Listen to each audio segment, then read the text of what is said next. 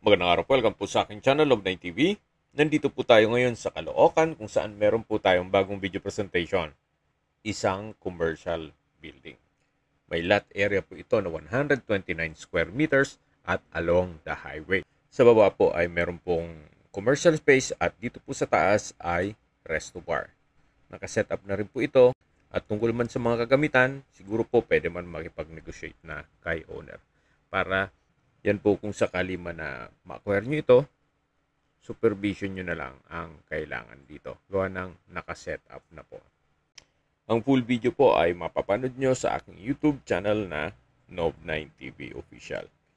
Binibenta po ito ni owner sa halagang 12 million pesos net. Ibig po sabihin, si buyer na po ang sasagot sa lahat ng taxes at expenses with regards to documentation. Kung may mga katanungan po kayo, tawag lang po kayo sa aking numero.